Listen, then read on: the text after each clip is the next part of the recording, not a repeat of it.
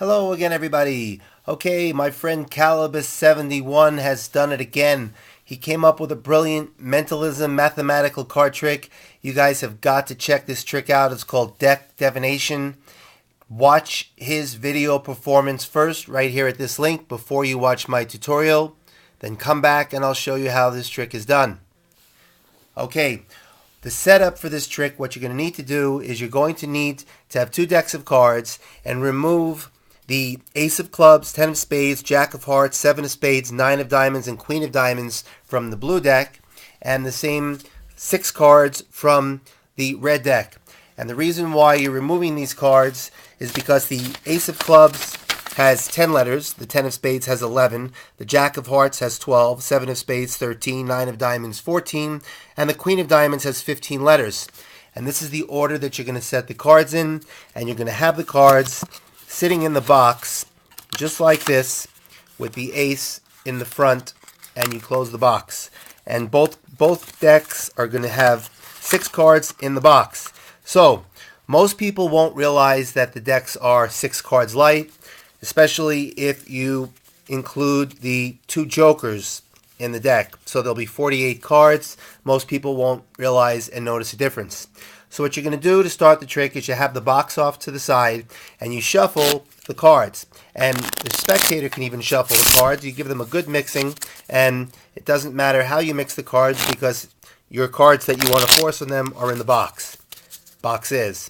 Then what you do is after the cards are all mixed, you tell the spectator you're going to have them choose either the blue or the red, but you want to mix the decks up so that they can't cheat. You make some kind of a joke, and what you want to do is you want to slide the blue cards back in the box in front of the ace, just like this. Close the box, and the same thing with the red cards. Hold back that card and get the cards back in the red box in front of the ace, just like that. So now, jokingly, why did you put the cards back in the box? You could say, all right, now I'm going to shuffle the boxes and pick any box. So now the spectator says, all right, this box. So what you do is you take the cards out and you now have your 6 cards on top of the deck that you are trying to force. So what you're going to say to the spectator is, I'd like you to count out, just start dealing cards on the table. After they deal 6 cards, you can tell them that they can deal as many as they want. So say just start dealing the cards on the table. And after they deal six cards, while they're dealing, you say, okay, you can stop whenever you'd like, as soon as you feel like you want to stop. But make sure you say that after they have 6 cards on the table. Now you tell them that you would like to make 6 piles. So they make 6 piles, and by doing so, the last 6 cards that they deal are going to be the 6 cards that you had put in the box. So now what you're going to do is you're going to ask them to pick up the 6 cards, 1 card on top of each pile, and your back is turned, or you have no idea what the 6 cards are, supposedly, and you're going to ask them to memorize any one of the 6 cards. So let's say they memorize the 7 of Spades. Now put the cards away and get rid of this deck right here, and now they're memorizing the 7 of Spades. So now you come to this box, you take out the cards here, and you say to the spectator, okay, what I want you to do now is I'm going to hand you the deck, and I want you to spell out quietly your card. And you give them an example of how you want them to do it. And this example, you're going to spell the 8 of Diamonds, because the 8 of Diamonds has 15 letters. So you're going to reverse the cards on the top of the deck. So you're going to say, suppose your card was the 8 of Diamonds. I want you to quietly, to yourself, so I don't know, spell EIGHTOFDIAMONDS, just like that. So what I'd like you to do now is take the cards quietly and spell your card.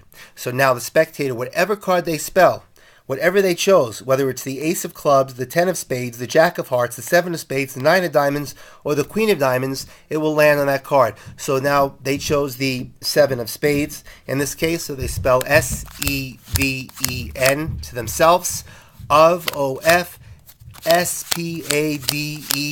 and they stop.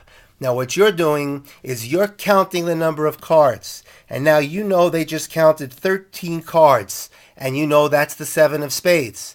So before they turn over the cards to reveal what card they've selected, you know that that's the 13th card because you've been counting. So you say to them, I'm sensing that you've selected a black card, or whatever mentalism game you want to play, and you tell them that their card is the 7 of spades, and then they turn it over and reveal that the card that they spell to was their chosen card, the 7 of spades.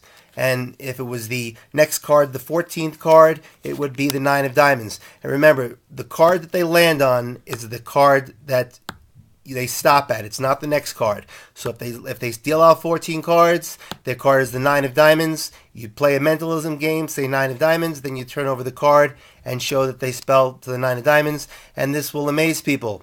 The tricky part of this is putting the cards back in the box and doing that inconspicuously and not having them realize that you're doing anything fishy, so make a big joke of it.